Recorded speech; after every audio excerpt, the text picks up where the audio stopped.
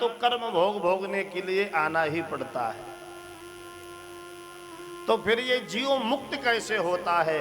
नारद जी कहते हैं, वसुदेव जी, कर्म तो करें पर कर्म की फल की इच्छा से कर्म ना करें। जो कर्म का फल है वही हमें बंधन में डालता है। किसान ने खेत में बीज बोया और मन में विचार किया कि ये एक बीज, मैंने इतना बीज बोया है, इतने कुंटल होगा, और नहीं उतना हुआ तो उसको दुख हो जाता है।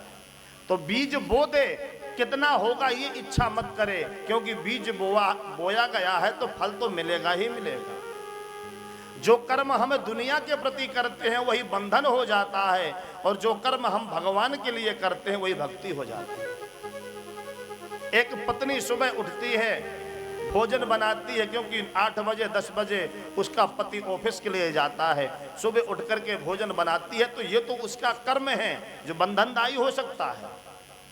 पर वही पत्नी ये सोच ले कि भैया 8 बजे मुझे ठाकुर जी का भोग लगाना है, उठ करके स्नान करके घर का सारा काम करके भोग रोटी बनाए, ठाकुर जी को निवेदित करे, फिर पति को दे, तो कर्म एक ही है देखो, पर वो कर्म भक्ति कहलाएगा और वो बंधन में नहीं डालेगा। तो दुनिया के प्रति हम प्रेम करते हैं तो उसका मोह का नाम दिया गया है, और वही प्रेम भगवान से करो तो उसका भक्ति का नाम दिया गया है। देखो भैया, कोई भी वस्तु गलत नहीं है। काम, क्रोध, लोभ, मोह, मद, मत्सर, ये कुछ भी विकार नहीं है, बस इनका उपयोग करना आना चाहिए। क्रोध भी बुरा नहीं है, क्रोध कर सकते हैं अपने ऊपर, भगवान ने मनुष्य शरीर दिया है, तो हम भजन क्यों नहीं करते? एक दो माला करे, कह दे नहीं भैया हम लोभी नहीं।